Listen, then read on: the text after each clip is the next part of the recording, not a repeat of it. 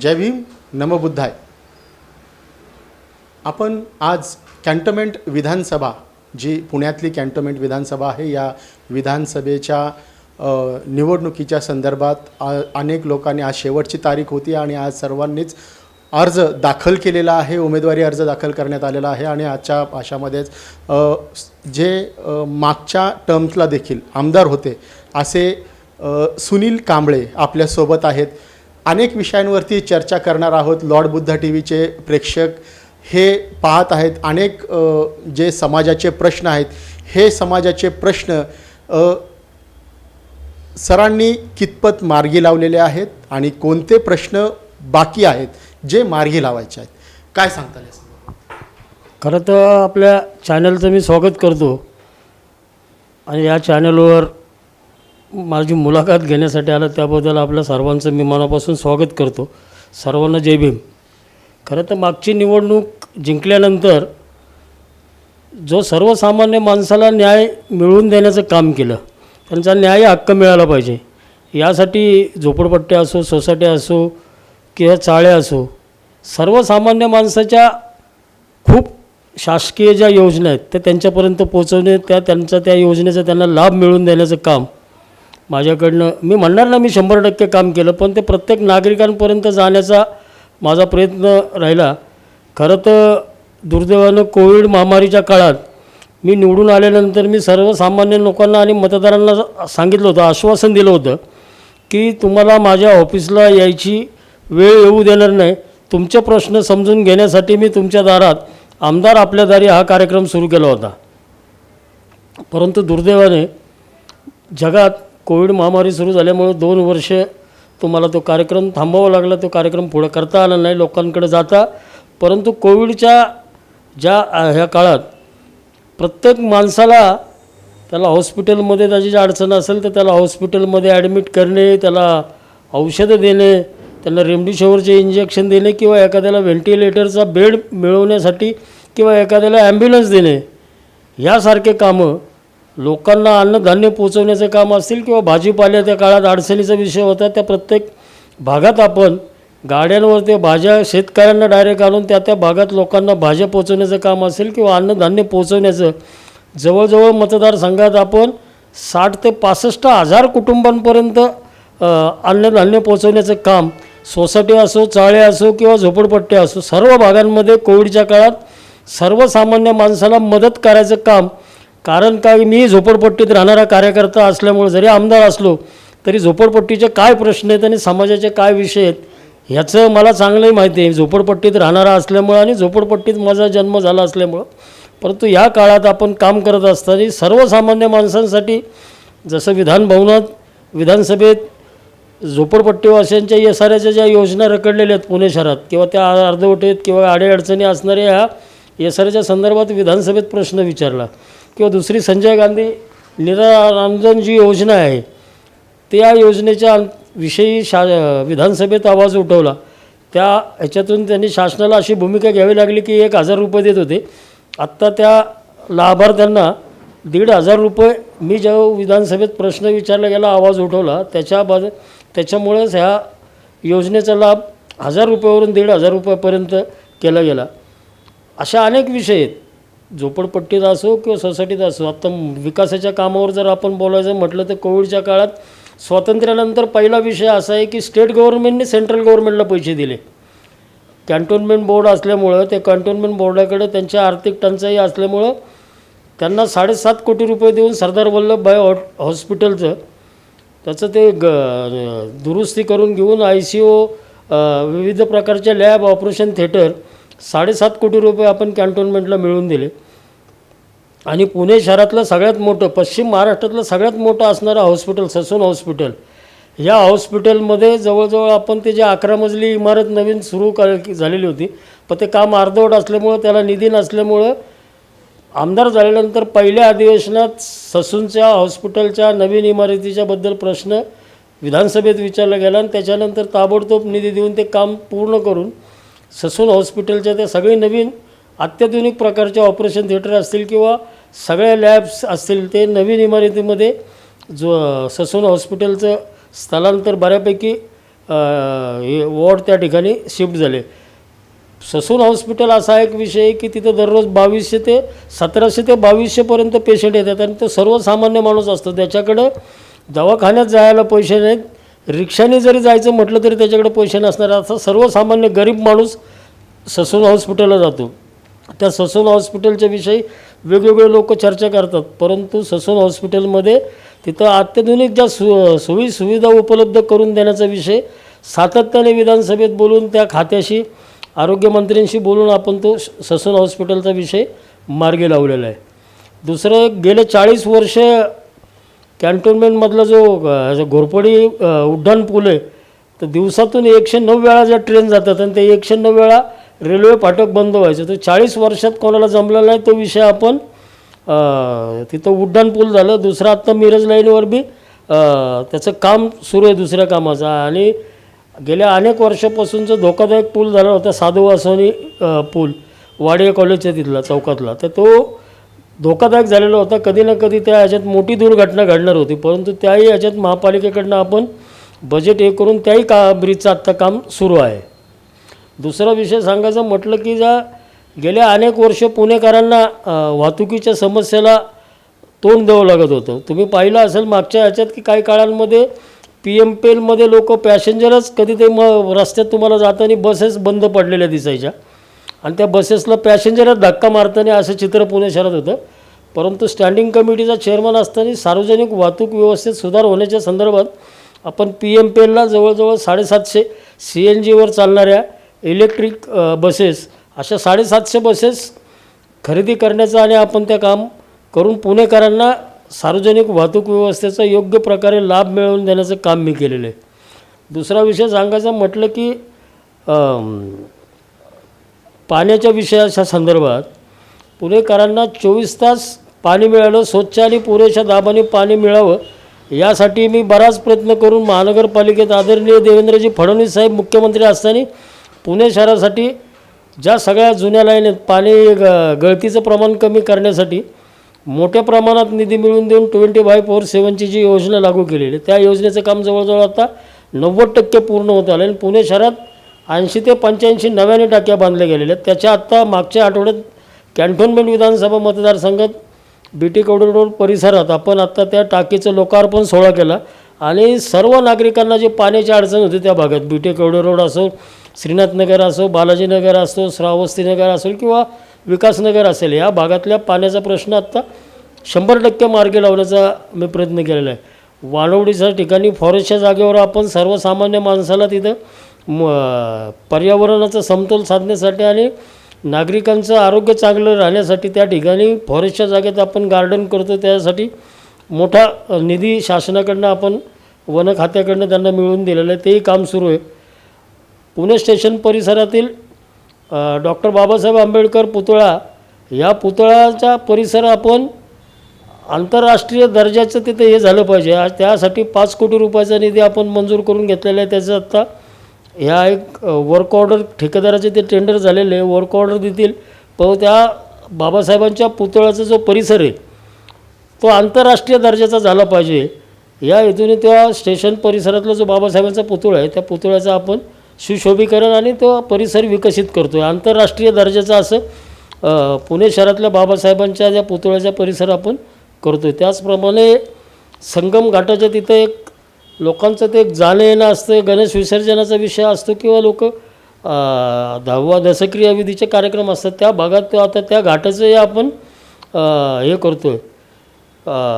त्या मोठ्या प्रमाणात त्यालाही आपण हे दिलेलं आहे आणि तिथं मोठ्या प्रमाणात आपण त्याही घाटाचं काम करतो. जसं पुलगेट बसस्टँड वर्षानुवर्षापासून ते पुणे शहरात आहे. एकीकडे पुणे शहर आपण स्मार्ट सिटी व्हायचं म्हणतो, स्मार्ट शहर झालं पाहिजे, परंतु ते सर्वसामान्य माणसाला बस थांबा आहे तिथं लोकांना नीट उभं राहायला बसायला जागा नव्हती.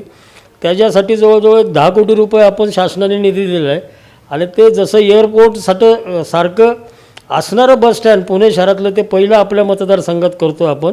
सर्वसामान्य माणूस जो बसनी प्रवास करतो त्याला त्या बसस्टॉपवर गेल्यानंतर त्याला एक वेगळा फील आला पाहिजे. त्याला तिथं गेल्यानंतर आपण बसस्टँडला आहोत की कुठे एखाद्या एअरपोर्टवर आहोत असं आपण ते करतो आहे. खूप विकासाच्या कामाच्या संदर्भात आपण खूप विकासाचे कामं केलेली आहेत.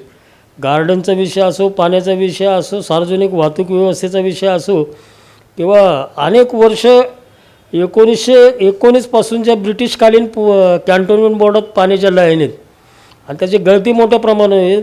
20 MLD पाणी त्यांना देतो आपण, परंतु ते 5 MLD पाणी लोकांपर्यंत पोचतं आणि 15 MLD पाणी वाया जातं. त्याच्यासाठी आपण महानगरपालिका कॅन्टोन्मेंट परिसरात या सगळ्या जुन्या लाईन बदलण्याचं काम जवळजवळ आता महानगरपालिकेने टेंडर काढलेले, ते जवळजवळ 32 कोटी रुपयाचं टेंडर काढलेलं आहे. सगळ्या कॅन्टोन्मेंटमधल्या ज्या जुन्या पाण्याच्या लाईन आहेत ते पुणे कॅन्टोन्मेंट बोर्डातल्या सर्व नागरिकांना पुरेशा दाबाने नाही 24 तास पाणी मिळवून देण्याचं काम आपण करतो आहे.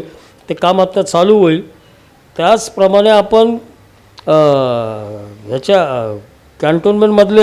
कॅन्टोन्मेंटमध्ये लोकांच्या एखादं जर घर दुरुस्त करायचं असेल, वर्षानुवर्ष तिथं जुने घर आहेत, पण ते घर दुरुस्तीची परवानगी घ्यायची म्हटलं तर तिथं ते डिफेन्सचे कायदे वेगळे आहेत, कॅन्टोन्मेंट बोर्डाचे कायदे वेगळे आहेत आणि महानगरपालिकेच्या हद्दीत जे लोक राहतात त्या सर्व योजनांचा लाभ त्या लोकांना मिळतो. पण कॅन्टोन्मेंट परिसरात जे राहणारे लोक आहेत बोर्डाच्या हद्दीतले, त्यांना शासकीय योजनेपासून वंचित राहावं लागतं. देशभरात स्वच्छ भारत मिशनच्या अंतर्गत प्रत्येक जिथं मागेल त्याला टॉयलेट दिलं गेलं. आदरणीय देशाचे पंतप्रधान मोदी साहेबांनी गावातले खेड्यात असो किंवा शहरात असो टॉयलेट देण्याचं काम केलं.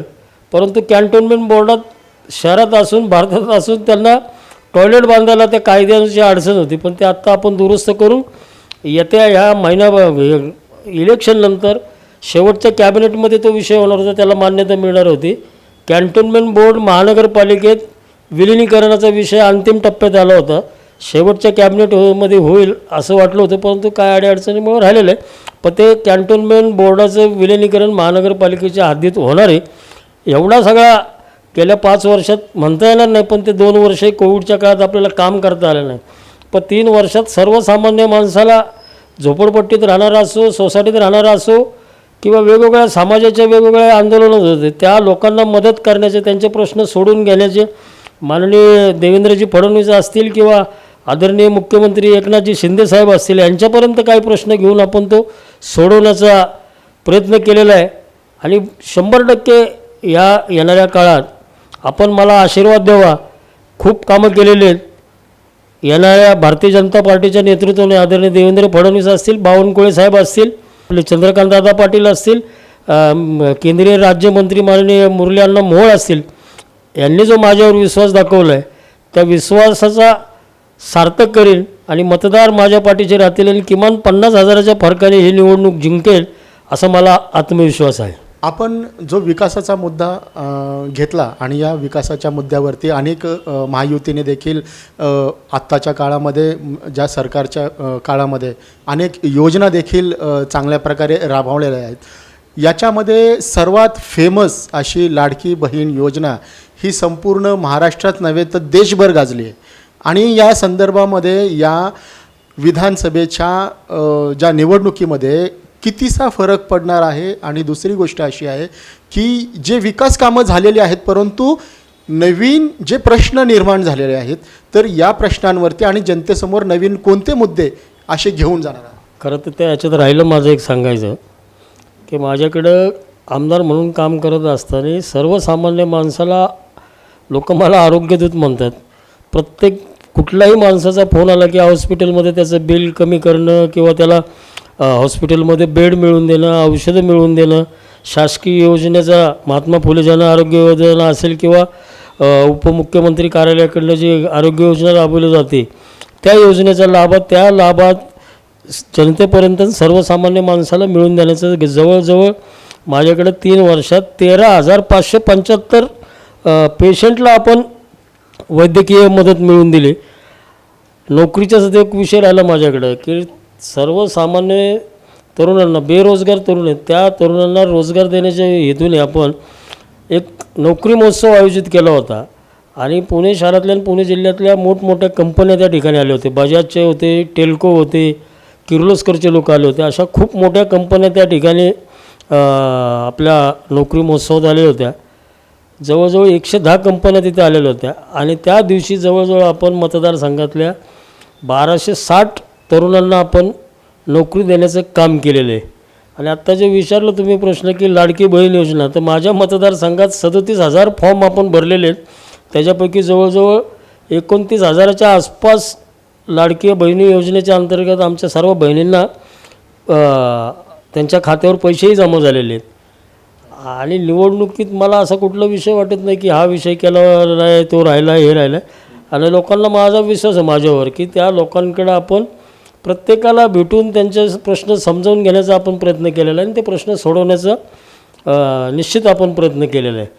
आपली एक असे की ते आपली इमेज लोकांमध्ये जाणं, लोकांचे प्रश्न समजावून घेण्याचा एक वेगळा आपण गेल्या 5 वर्षात प्रयत्न केलेला आहे.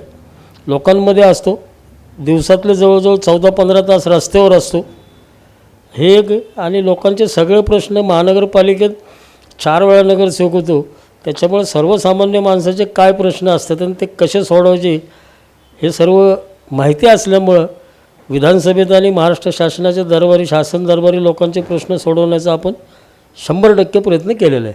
आणि जसा महायुती म्हणते की महाराष्ट्राचा विकास, आदरणीय पंतप्रधान मोदी साहेब म्हणतात भारताचा विकास झाला पाहिजे, तसं देवेंद्र फडणवीस, एकनाथरावजी शिंदे, अजितदादा पवार त्यांचं महाराष्ट्र विकसित महाराष्ट्र झाला पाहिजे.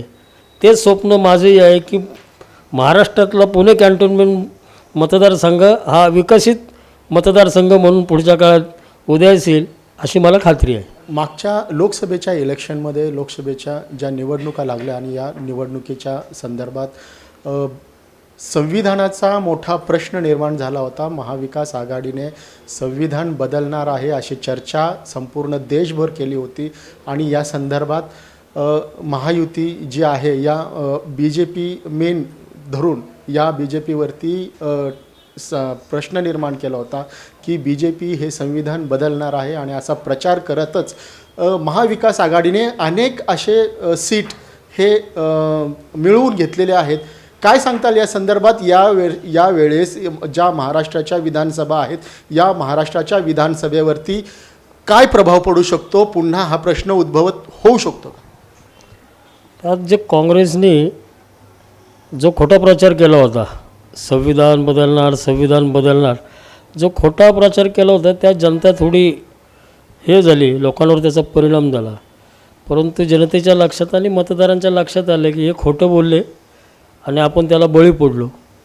आत्ता जनता हुशार झालेली, जनतेला माहिती आहे, मतदारांना माहिती आहे की आत्ता मतं कोणाला द्यायचे आणि कुठलं सरकार आलं पाहिजे. या प्रत्येकाच्या मनात महायुती, आदरणीय एकनाथजी शिंदे असतील, देवेंद्रजी फडणवीस साहेब असतील किंवा अजितदादा पवार साहेब असतील, यांच्याबद्दल मतदारांना विश्वास आहे. आणि महाराष्ट्राचा विकास आणि महाराष्ट्र एक सुजलाम सुफलाम घडवण्याचं काम हे तिन्ही नेते करतील असा महाराष्ट्रातल्या प्रत्येक मतदाराला विश्वास आहे. जे काँग्रेसने लोकसभेला केलं, खोटा बोलून जो प्रचार, खोटा नरेटिव्ह पसरवण्याचा प्रयत्न केला, त्याला जनता बळी पडली होती. आत्ता पुढच्या काळात जनता हुशार आहे, सुज्ञ झालेली, आणि जनता महायुतीच्याच पाठीशी 100% उभं राहणार आहे असा मला विश्वास आहे. आज आपण पाहतात की खरं तर एक तर आपण आंबेडकर चळवळीशी निगडीत आहात पहिल्यापासून आणि भारतीय जनता पार्टीमध्ये पण काम करत आहात. दुसरीकडे पाहिलं तर रमेशजी बागवे आहेत. रमेशजी बागवे हे देखील चळवळीचेच आहेत, त्यांनी देखील चळवळीशी निगडीतच आहेत. बहुजन समाजाचे अनेक प्रश्न त्यांनी देखील मार्गी लागलेले आहेत. दुसरीकडे पाहिलं तर वंचित बहुजन आघाडीचे हे देखील उमेदवार रिंगणामध्ये आहेत. तर अशा परिस्थितीमध्ये कसं बघता या विधानसभेकडे आणि कशा पद्धतीने तुम्हाला हे करता येईल पुढे? मी सांगताना आत्ता खूप काही गोष्टी सांगून राहिल्या असतील. मला माहिती आहे ना, मी लोकांमध्ये होतो, लोकांचे कामं केलेले आहेत, लोकांना आणि मतदारसंघाचा विकास करण्याचं मी काम केलेलं आहे. सर्वसामान्य माणूस माझ्याबरोबर आहे, त्यांना माहिती आहे. हॉस्पिटलचा विषय असो, नोकरीचा विषय असो किंवा वस्तीतल्या अनेक प्रश्न सोडवण्याचं काम मी केलेलं आहे. मी तुम्हाला सांगितलं ना की दिवसातले 14 तास मी रस्त्यावर उभा असतो. त्याच्यामुळं जनता आता हे किती म्हणतात मी चळवळीतला आहे, मी तिकडचा आहे, मी इकडचा आहे, ते दिशाभूल केलेले अनेक वर्षानुवर्षे. त्यांनी समाजाशी कशी त्यांची वागणूक असते आणि बाकीच्या काळात कुठं असतात, निवडणूक आली की ते आत्ता मतं मागायला रिकामे आहेत आणि ते सांगतात आम्ही चळवळीतले, आम्ही ह्या चळवळीतले, आम्ही त्या चळवळीतले. त्यांचे सगळ्या लोकांना माहिती पडलेले लोक योग्य वेळेस योग्य ते हे काम करायचं काम कार्यक्रम करतील लोक त्यांचा. खरं तर अनेक प्रश्नांवरती आपण बोललेलो आहोत. खरं तर आज शेवटचा असा प्रश्न आहे की कॅन्टोन्मेंट विधानसभेचे जे काय मतदार आहेत तर या मतदारांसाठी काय आव्हान करतात? कॅन्टोन्मेंटच्या मतदारसंघाला खरं तर आत्ता दिवाळी चालू आहे. दिवाळीच्या हार्दिक हार्दिक अशा शुभेच्छा देतो आणि येणाऱ्या काळात सशक्त लोकशाही टिकली पाहिजे आणि लोकशाहीसाठी आपलं मतदानाचं कर्तव्य आपण बजावलं पाहिजे हे सर्वांना आव्हान करतो. आणि येणाऱ्या ह्याच्यात आत्ता सांगितलं की आपण आदरणीय एकनाथजी शिंदे असतील, देवेंद्रजी फडणवीस साहेब असतील, अजितदादा पवार असतील यांच्या नेतृत्वात आपल्याला महाराष्ट्राचा विकास करायचा आहे. तर येणाऱ्या 20 तारखेला आपण मोठ्या संख्येने कोणीही मतदानावर चुकवू नये, टाळू नये. मोठ्या संख्येने आपण मतदान करा आणि महायुतीच्या पाठीशी आपण उभे राहा अशी सर्वांना विनंती करतो. जय हिंद, जय भीम. नक्कीच आपल्या जो कॅन्टोन्मेंट विधानसभेचा जो विकास आहे हा या विकासाच्या मुद्द्यावरती नक्कीच आपल्याला जनता मतदान करणार आहे आणि येणाऱ्या 23 तारखेला याचा निकाल जाहीर होणार आहे. या संदर्भामध्ये आपण लॉर्ड बुद्धा टी व्हीशी मुलाखत जी दिली आहे त्या मुलाखतीसंदर्भात आपले जे आपण जी मुलाखत दिली तर त्या संदर्भात आपले आभार आणि दिवाळीच्या देखील हार्दिक शुभेच्छा आणि पुढील वाटचालीस देखील आपल्याला हार्दिक हार्दिक अभिनंदन आहे. आणि हे होते सुनील कांबळे आणि आपण पाहत आहात Lord Buddha T V Pune.